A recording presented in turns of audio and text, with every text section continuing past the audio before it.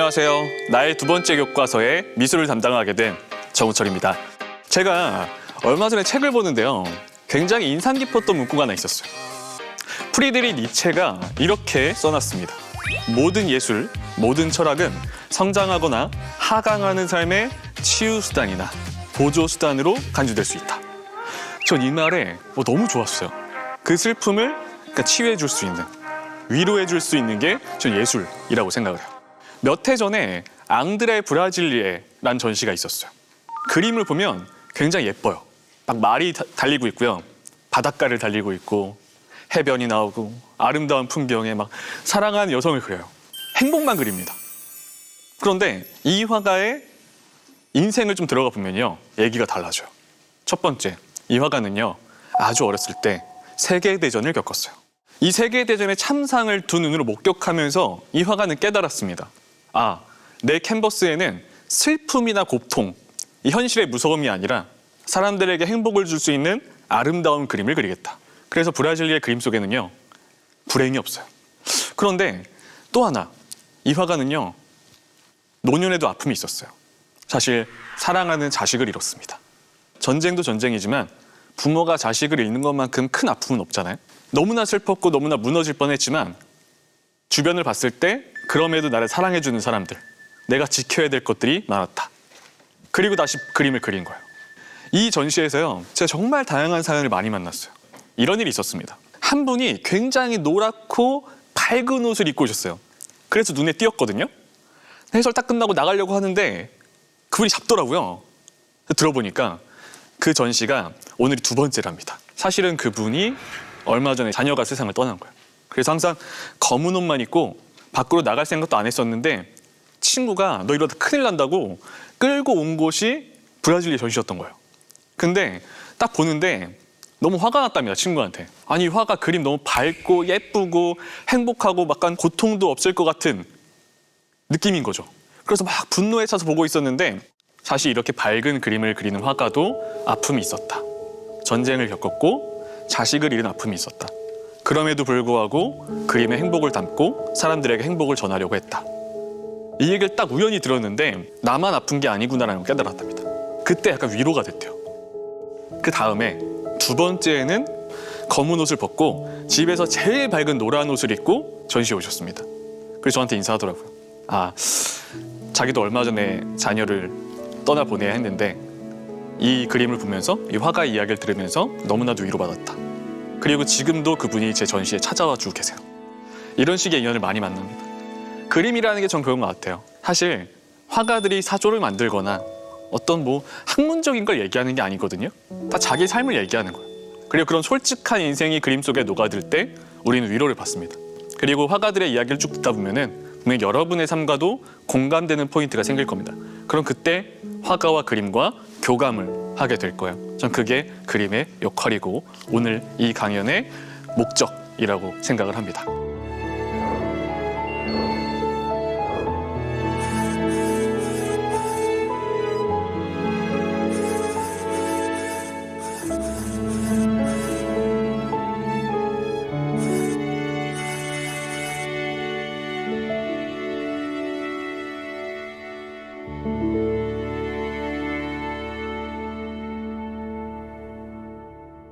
한국인이라면 모두가 사랑하는 이중섭과 그리고 또 서양 화가 중에서요, 비운의 천재 화가로 알려진 아메데오 모딜리안입니다. 이번 이 두 화가 이렇게 소개하면 어떨까 싶어요. 이루지 못한 사랑 속 요절한 천재들입니다. 먼저 이중섭의 사진을 볼까요? 40의 나이에 세상을 떠나게 된 비운의 화가입니다. 그에게 어떤 사연이 있을까요? 그리고 어떤 그런 슬픈 사연이 있기에 우리의 마음을 그렇게 울릴까요? 한번 만나볼 겁니다. 그럼 다음으로 모딜리안의 얼굴도 봐볼게요. 프랑스 미술 역사상 가장 잘생긴 화가. 진짜 잘생겼죠. 이 모딜리안이도 이중섭처럼 이 비극적인 사랑 이야기가 굉장히 유명합니다. 이 둘의 공통점 또 하나 있습니다. 바로 세상의 비극을 목격했다는 거죠. 전쟁입니다. 이중섭은 한국 전쟁을, 모딜리안이는 세계대전을 겪어했어요. 이 전쟁의 공포와 충격, 두 화가에게는요, 트라우마가 생길 만큼 큰 상처였습니다. 이중섭은요, 일제강점기였던 1916년에 평안남도에서 태어났습니다. 그 많은 분들이 이중섭 하면 굉장히 가난하고 고생이 많았던 화가라고 딱 인식이 돼 있어요. 그런데 의외로요, 이중섭은 부잣집 막내 아들 출신입니다. 대대로 내려온 이 지주 집안이었던 거예요. 이중섭이 일본에 있을 때요, 그의 친척이 도쿄에만 약 20여 명이 유학을 하고 있었다고 해요. 그러니까 어느 정도인지 감이 오시죠? 그런 이중섭에겐 어릴 적부터 미술에 대한 재능이 있었습니다. 뭐 산도 가고 들도 가면서 그림을 그리는 게 최고의 행복이었습니다. 이중섭은요, 오산고보에 입학하게 되는데요, 오산고등보통학교는요, 독립운동가였던 남강 이승훈 선생이 세운 학교예요. 그러니까 민족 정신을 계몽하기 위한 학교였던 거죠. 그리고 이중섭을 이 화가의 길로 이끌어준 사람도 오산고보의 미술 선생님이었던 임용련이었습니다. 스승 임용련, 잠깐 설명해 볼게요. 3.1운동에 참가했고요. 또 미국으로 건너가서 시카고 고등학교와 예일 대학에서 입학하고 또 수석으로 졸업했던 엘리트예요. 그리고 조국을 사랑하는 마음에 돌아와서 선생님이 된 거죠. 이런 민족 정신이 이중섭에게 전달이 됩니다. 보통 이 시기 화가들을 보면요, 사인을 영어로 해요. 이중섭 어떨까요? 우리말로 쓰죠. 전 이게 민족 정신이라고 생각을 해요. 자, 이중섭 하면 또 소그림이 굉장히 유명하잖아요. 사실은요, 이미 이 학창 시절부터 소그림을 그리기 시작을 했어요. 이곳에서 이중섭은 그림과 함께 이 민족성에 대해 깊이 배우게 된 거죠. 그런 이중섭의 인생에서요, 큰 전환점은 해방과 전쟁이었어요. 해방 후에 한반도가 남북으로 갈라지면서 일제강점기에 이 불을 쌓았던 이중섭의 집안은요, 어떻게 됐을까요? 하루아침에 인민의 적이 됩니다. 그리고 살림은 하루가 다르게 궁핍해져 갔죠. 그리고 몇 해가 지나 한국전쟁이 발발합니다. 그리고 이때부터 지금까지 경험하지 못했던 생활고 지독한 가난을 겪게 되는 거예요. 그럼 이번에는요, 아메데오 모딜리아니는 또 어린 시절이 어땠나 한번 들어가 볼게요. 모딜리아니, 이탈리아 리보르노에서 태어났습니다. 가죽과 석탄 사업을 하셨던 아버지는요, 원래는 엄청난 부를 쌓았어요. 그런데 안타깝게도요, 모딜리아니가 태어날 때쯤에 파산하게 됩니다. 특이한 이야기가 하나 있거든요.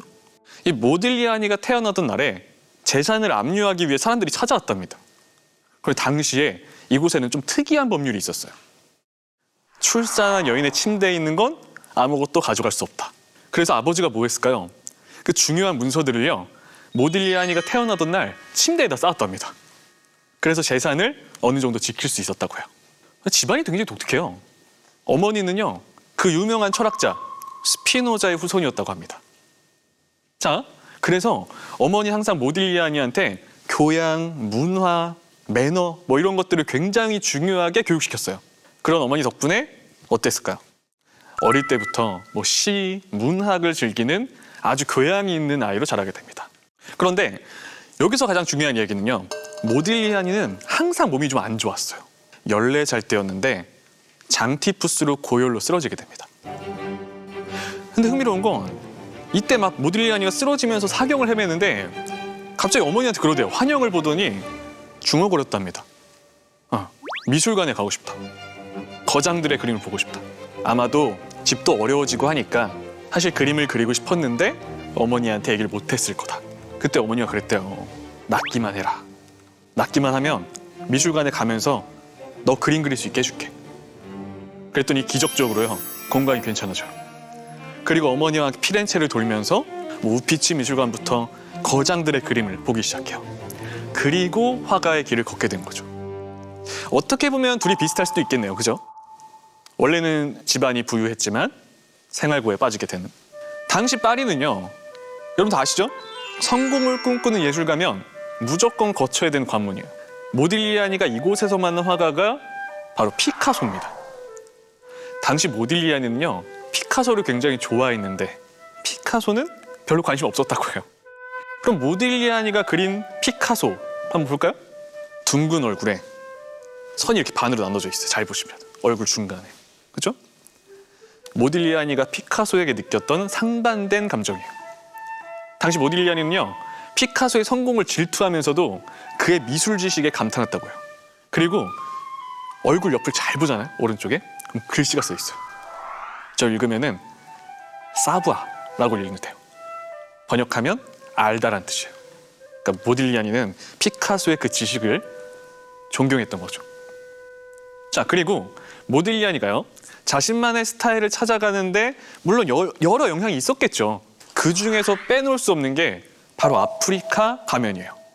이때부터 그의 상징이죠. 시그니처. 긴 얼굴, 긴 코, 아몬드 모양의 눈. 이 자신만의 스타일의 초상을 완성하게 된 거죠.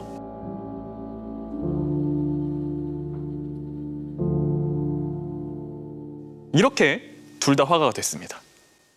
그러면은 이번에는 이 둘이 사랑했던 그들의 사랑을 만나볼게요. 이중섭에게는 마사코가 있었고요. 모딜리아니에게는 잔 에비테른이 있었습니다. 이 둘은, 이 커플은요, 참 안타까운 사랑 이야기를 써내려 가게 돼요. 그러면 좀 로맨틱한 얘기도 한번 해볼까요? 이중섭의 연애 편지 한번 만나볼게요. 자, 이중섭은요, 유학 중이었던 일본에서 마사코와 운명적인 사랑에 빠지게 됩니다. 이 두 사람의 사랑이 순탄하지 못했겠죠. 일제강점기였잖아요. 하지만 전 그렇게 생각해요. 사랑은 모든 것을 가능하게 해줍니다. 전쟁이 망가뜨린 그의 삶에서 이 짧은 기간 동안 정말 너무 큰 행복을 준 게 이 여성이었죠. 야마모토 마사코. 이 둘을 언제 처음 만났냐면요, 약간 좀 그 학교 순정 만화 이런 데서 볼만한 만남이었어요. 학교 공용 세면대에서 붓을 씻다가 만났답니다. 그 이중섭, 미남이잖아요, 여러분. 일본 유학 시절에요, 뭐 권투, 수영, 못하는 운동이 없었대요. 심지어 노래도 잘했답니다. 이 국적을 뛰어넘는 사랑이 시작된 거죠. 어느 날 둘이 걷는데 마사코가 발을 다쳤답니다. 치료해 준 거예요. 그러니까 이 순간을 잊지 못했을 겁니다. 그리고 편지에 그려놓은 거죠. 읽어드릴게요. 다음에 만나면 당신에게 답례로 별들이 눈을 감고 숨을 죽일 때까지 깊고 긴 키스를 몇 번이고 해드리지요. 지금 나는 당신을 얼마만큼 정신없이 사랑하고 있는가요? 대단하죠. 네, 그 사랑이 느껴집니다. 결국 이들의 사랑은 결실을 맺습니다. 이중섭은 그런데요, 마사코를 두고 조국으로 먼저 돌아왔어요. 하지만 그를 잊을 수 없었던 마사코는 결단을 내리고 배를 타고 바다를 건너온 거죠. 그리고 이 두 사람의 결혼은요, 이 패전의 참화가 일본을 뒤덮었던 1945년에 원산에서 전통 혼례로 이루어지게 됩니다. 이중섭은요, 마사코에게 한국식 새 이름을 지어주었어요. 남덕. 무슨 뜻일까요? 남쪽에서 온 덕이 많은 이란 뜻이에요. 남덕. 그리고 이 원산에서 집을 얻고요, 아들도 낳게 되죠. 근데 달콤함이 너무 짧았어요. 1950년 6.25 전쟁은요, 두 사람이 피어내던 이 달콤함을 애절함으로 바꿔버렸어요.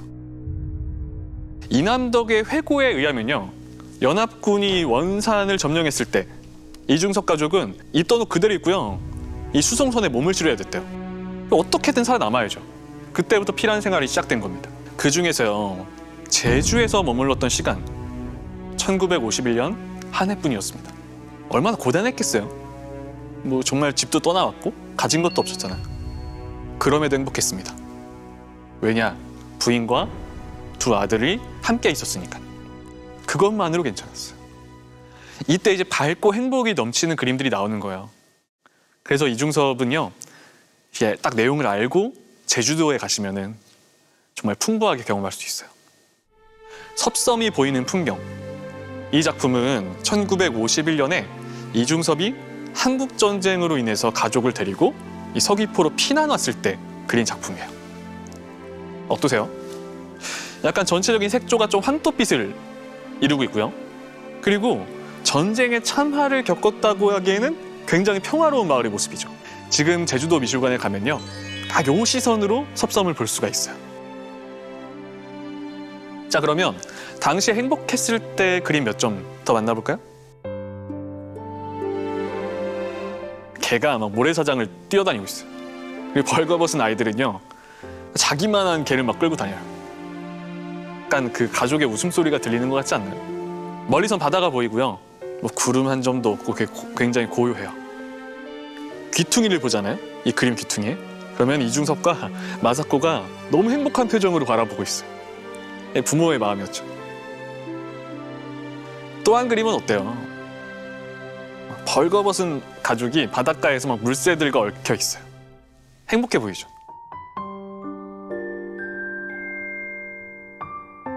이중섭은 그런 것 같아요. 뭐 큰 걸 바란 것도 아니고 이 전쟁의 참화 속에서 그저 가족과 함께할 수 있다는 그 행복? 그것만으로 이 슬픔을 이겨내가던 사람이었습니다. 딱 보고 있으면 미소가 지어지죠. 또 다른 그림 하나 볼까요? 어쩌면 이중섭이 평생 동안 바랐던 세상은 이런 곳이 아닐까. 평화롭고 또 모든 것이 풍족했던 세상이죠. 하지만 항상 이 찬란하고 행복했던 순간은 짧습니다. 결국 1952년에 아픈 결단을 내리게 되죠. 부산에서 제주까지 또 계속되는 피난 생활 때문에 남덕이 몸이 안 좋아진 거예요. 폐결핵에 걸렸고요. 각혈까지 했답니다. 두 아이들 어땠을까요? 당시에 먹을 게 없어서 아까 막 게가 많이 등장하잖아요. 그 게를 잡아 먹으면서 버텼답니다. 그때 영양실조에 걸려요. 그리고 고민 끝에 이중섭은요. 아내와 아이들을 처가가 있는 일본에 먼저 보내고 자신은 나중에 뒤따라갈 계획을 세운 거예요. 그런데 이중섭은요. 이 한국에서 혼자 살아남기에는요. 그리고 너무나 이 척박한 세상을 혼자 살아남기에는 그렇게 억척스러지 못했습니다. 이중섭은 아내와 아이들을 보내고 혼자서 펑펑 울었습니다. 그리고 당시만 해도요. 잠시 떨어져 있는 거다라고 생각을 한 거예요. 그런 마음으로 버틴 거죠. 곧 따라갈 수 있다. 가족을 보낸 뒤에 그려진 작품이에요. 이 작품은요. 부산 범일동에서 판잣집을 짓고 혼자 살던 이중섭이 본인의 모습을 그린 거예요. 방금 가족한테 보내는 편지를 다 썼어요. 표정이 뿌듯해 보이지 않나요? 이렇게 가족에게 편지를 보내고 또 오는 편지를 받을 때가 가장 행복했다고 합니다. 자신의 마음을 꾹꾹 담아서 편지에 담은 거죠. 그중에 편지 몇 개만 만나볼게요. 읽어드리겠습니다. 얼마나 가슴 아픈 내용인지 한번 보세요. 나의 귀여운 태연군, 언제나 보고 싶은 착한 아이. 나와 엄마의 태연군, 건강하게 잘 지내고 있지. 공부 잘하고 친구와 활기차게 운동 잘하고. 아빠는 하루빨리 태연군과 만나고 싶어서 빨리 그곳으로 가려고 열심히 그림을 그리고 있단다. 아빠는 아픈 데 없이 건강하니 태연군도 건강하게 아빠를 기다려다오. 태연이, 태성이 잘 지내나요? 오늘은 종이가 다 떨어져서 한 장만 그래서 보낼게요. 태성이, 태연이 둘이서 사이좋게 보세요. 다음에는 재밌는 그림을 한 장씩 그려서 편지와 함께 보낼게요. 라고 썼습니다. 그리고 약속했어요. 다시 만나게 되면 자전거를 꼭 사주겠다고. 이런 글도 있습니다. 다음 편지를 보면 이제부터 가난쯤은 두려워하지 않고 용감하게 인생의 한복판을 매진해 갑시다. 열심히 그림을 그린 이중섭의 모습과 또 그를 기다리고 있는 가족의 모습의 사진도 있죠. 얼마나 보고 싶었을까요? 그렇죠? 자, 그런데요. 이중섭에게 드디어 가족을 만날 수 있는 희망이 생깁니다. 바로 전시회를 할 수 있는 기회가 생긴 거예요. 이중섭은요, 이때 희망과 에너지가 넘쳐서 그림을 그리게 돼요. 수많은 작업에 들어가게 되죠. 과연 이중섭은 그 전시를 성공시킬 수 있었을까요? 마지막 희망이었습니다.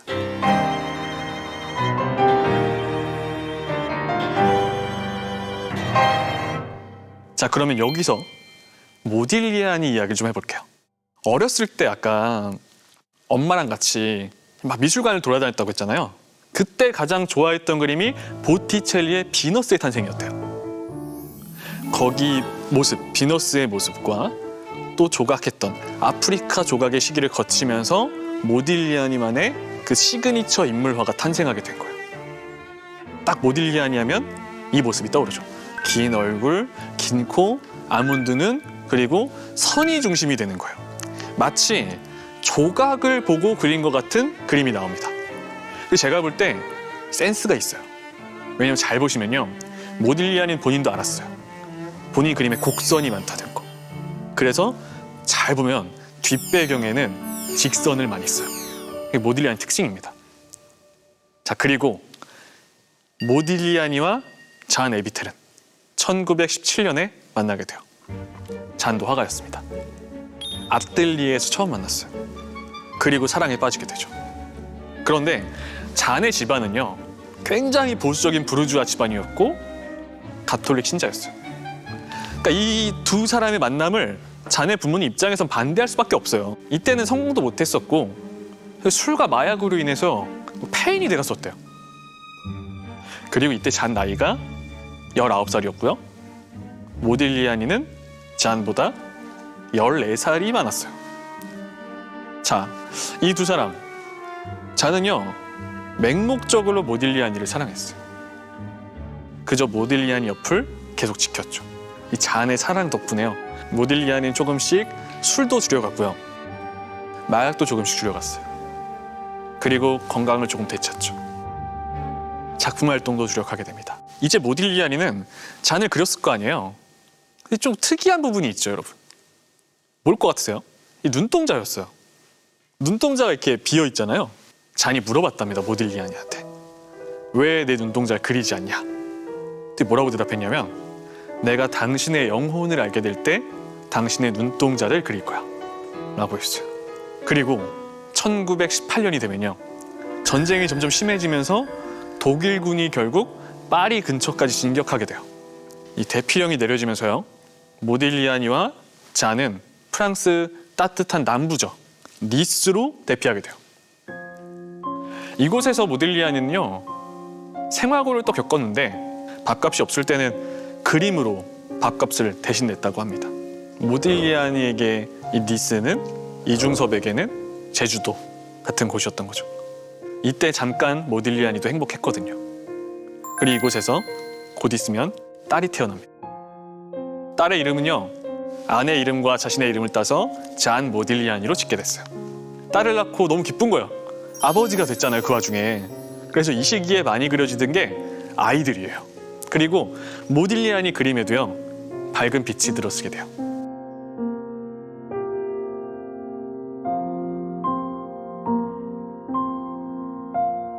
어떻게 보면 둘 다 굉장히 비슷한 인생을 살았던 것 같기도 해요.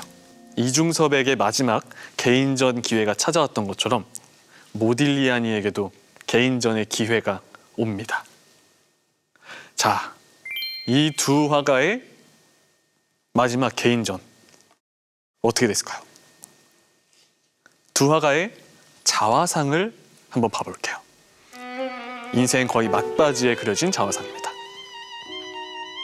어떠세요? 이 자화상에서 그 전시가 어떻게 됐는지 좀 느껴지지 않나요? 자, 이중섭은요 열심히 그림을 그린 다음에 이 전시를 성공시켜서 일본에 있는 가족을 만날 수 있다는 그 희망으로 가득 찼어요. 1954년 이 한 해 동안이요, 현재 우리가 알고 있는 유명한 대부분의 작품들이 만들어졌다고 해도 과언이 아니에요. 이중섭은 생각했죠. 이 개인전 성공하면은 아들한테 자전거 사서 당당한 아버지로, 남편으로 돌아갈 수 있다. 정말 열심히 그렸죠. 이런 그림이 그려집니다. 길 떠나는 가족, 이 주제를 많이 그렸어요. 이중섭이 일본인 아내 이남덕, 그리고 아들을 태우고 소달구지를 이끌고 있어요. 어떤 마음이겠어요?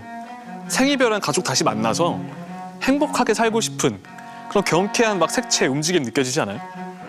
그죠?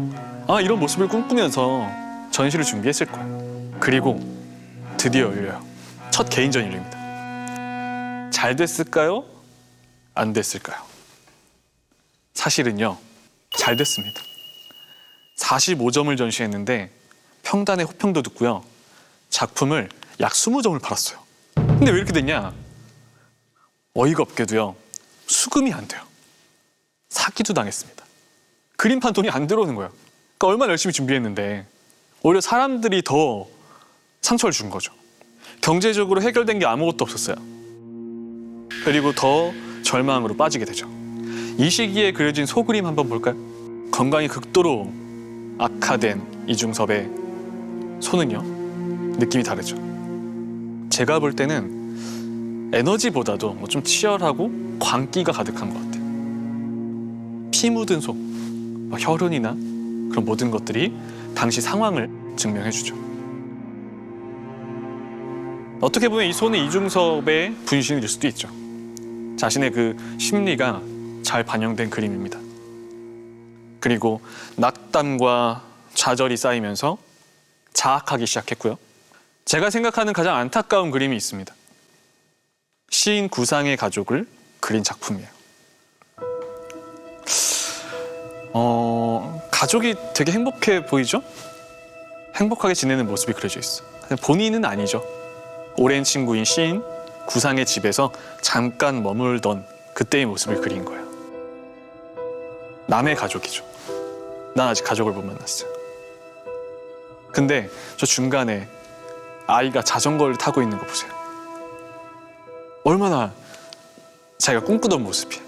하지만 자기는 이렇게 될 수가 없었죠. 잘 보시면요, 이중섭이 손을 내밀어요. 하지만 저 다른 사람들은, 가족은 그쪽을 보지 않습니다.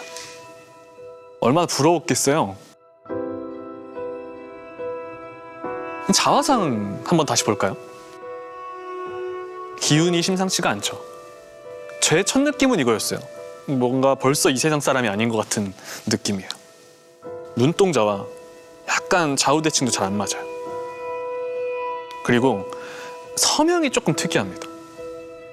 우측 하단에 서명이 되어 있는데 색연필이고 붉은색으로 해놨죠.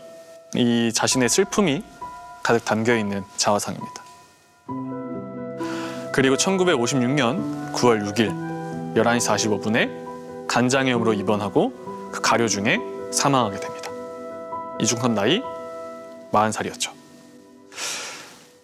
일본에 있는 가족과 재회도 못하고요. 미술가로서 빛도 보지 못한 채 외롭게 생을 마감했습니다. 서대문 적십자병원에서요, 영양실조로 무연고 행렬병자 처리된 주검은요, 사흘 만에 이중섭으로 밝혀졌다고요. 그가 머물렀던 부산, 제주 서귀포에 이중섭 거리, 이중섭 미술관 조성될 정도로 유명하잖아요. 그죠? 하지만 그의 삶은 생전에 좀 행복했으면 어땠을까요? 마지막으로요, 그의 작품 하나 더 볼게요. 은지화죠. 아내가 너무 보고 싶어서 담뱃갑 은지에다가 그린 부부라는 그림이에요. 전 이 작품을 보면서 이중섭이 썼던 이런 글이 떠올라요. 이 세상에 나만큼 아내를 사랑하고 미친 듯이 보고 싶어하는 사람이 또 있을까요? 끝도 없이 상냥한 나의 아름다운 천사요. 남덕에게 보냈죠. 이중섭에게 아내 남덕은요, 영감의 원천이자 영혼의 동반자였습니다. 그 재회를 꿈꾸면서 다 끌어안는 그 모습이 굉장히 인상 깊죠. 가슴이 굉장히 뭐랄까요, 먹먹해지고 또 찡해지는 작품이에요. 자, 그러면 모딜리아니의 개인전은 어땠을까요? 자, 모딜리아니도 마찬가지예요. 이 마지막 개인전을 성공시키기 위해서 모든 것을 걸었습니다. 그리고 친구들도 도와줬어요. 잔과 친구들이 도와줘서 전시를 오픈할 수 있게 됐죠. 그렇게 사활을 걸고 딱 준비했는데 전시 전에 오프닝 파티를 할 거 아니에요. 갑자기 누가 문을 두들기는 거예요. 누드화를 창밖으로 보이게 걸어놔서 이 걸어가는 사람들이 풍기문란으로 신고했답니다. 전시 첫날 경찰서에 끌려가게 돼요. 작품도 몇 점 압류당하고. 이게 무슨 일이에요? 그러니까 전시를 제대로 열지도 못했어요, 모딜리아니는. 근데 이상하죠? 그 전에 누드화가 없었어요? 넘쳐났잖아요. 피카소부터 마티스까지 누드화 얼마나 많이 그렸어요. 그죠? 근데 왜 모딜리아니 누드화는 문제가 됐을까요? 그러면 과거의 누드화와 모딜리아니 누드화를 좀 비교해 볼 필요가 있어요. 과거의 누드화는 신화 속 여성이었어요. 진짜 이 세상을 나와 같이 살아가는 여성이 아닙니다. 비너스거나, 그죠? 여신이거나. 하지만 모딜리아니의 누드화 속 인물은요, 한 동네에 사는 여성이에요. 불편한 거야, 관람객이 보기엔. 두 번째, 시선. 이것도 문제인 거예요. 과거의 누드화 잘 보잖아요. 그럼 시선이 관람객으로부터 약간 어긋나 있어요. 비껴보고 있습니다. 왜냐하면 여러분이 한번 생각해 보세요. 누드화를 보고 있는데 관람객과 시선이 맞게 그려져 있다? 불편하거든요. 난 누드화를 보고 있지만 실제 여성의 누드를 보고 즐기는 게 아니다. 근데 모딜리아니 누드화는요, 잘 보잖아요. 시선이 맞는 게 되게 많아요. 그것도 실존하는 여성. 얼마나 불편해요. 모딜리아니 이 전시 실패하고요, 완전히 무너집니다. 건강은 급속도로 안 좋아지게 돼요. 그리고 이 둘은요, 서로의 세계 속으로 들어가게 돼요. 친구와의 만남도 줄어들죠. 자, 그런데 여기 초상화 보시면 뭔가 좀 특이하지 않나요? 뭐가 다를까요, 여러분? 눈동자가 있죠. 이 그림 보고요, 잔이 펑펑 울었답니다. 너무 행복해서. 그리고 이 둘은 약속해요. 모딜리아니가 부탁했답니다. 천국에서도 내 모델이 되어달라. 잔도 대답했어요. 그럼요, 천국에서도 당신의 모델이 되어드릴게요. 죽어서도 서로의 모델과 화가가 되기로 결심을 한 거죠. 친구들이 모딜리아니와 잔이 보이지 않으니까 이상함을 감지하고 딱 찾아갔어요. 근데 모딜리아니 쓰러져 있었고요, 잔은 울고 있었답니다. 이 마지막 자화상에 놓여 있었어요. 본인의 모습. 모딜리아니는요, 자신의 모습, 자화상을 그린 적이 없어요. 초상화만 그렸습니다. 그런데 자신의 유작으로는 자화상을 선택했던 거죠. 어떻게 보면은 사랑하는 잔에게 남기는 마지막 유언일 수도 있죠. 그렇게 모딜리아니는 쓸쓸히 세상을 떠나게 되죠. 잔의 그림도 지금 보고 있잖아요. 저 그림은 앞으로 생길 일들에 대한 예언일 수도 있어요. 죽음에 대해서 그랬잖아요. 모딜리아니가 세상을 떠나고 이틀 뒤였어요. 아마 모딜리아니가 없는 세상을 살아간다는 건 생각도 못했을 겁니다. 그리고 그 마치 과거에 했던 약속처럼 모딜리아니를 따라가게 되죠. 이 둘의 이야기가 알려지고서요, 한때 파리 예술계에는 정말 이 둘의 슬픔 때문에 웃는 사람이 없었을 정도라고요.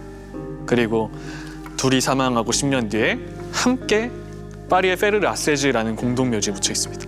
그리고 이 둘은 지금까지도 파리 불멸의 사랑 이야기로 남게 됐습니다. 이 두 예술가는요, 삶의 고난 속에서도 어떤 사랑을 통해서 예술적 영감을 얻었고요, 또 이를 통해서 슬프지만 또 아름다운 작품을 남기기도 했죠. 그래도 이렇게 얘기하고 싶어요. 그들의 이야기는 비극적이지만요, 그 속에서 피어난 예술적 성과는 우리에게 감동으로 다가오기도 하죠. 요즘 시대는 어떨까요? 사랑이 가벼워진 시대 아닐까요? 그런 시대 속에서 이들의 이야기는 예술과 사랑이 결코 분리될 수 없고 그런 깊은 사랑이 무엇인지 전해주는 것 같습니다. 그래서 한번 사랑과 삶에 대해서 다시 한번 생각해주게 하는 작품들이 아닐까 저는 얘기를 해봅니다. 그래서 앞으로도 많은 예술가들의 이야기가 남아있기 때문에 저는 오늘 1화는 여기서 마치고 다음에 또 찾아뵙도록 하겠습니다. 감사합니다.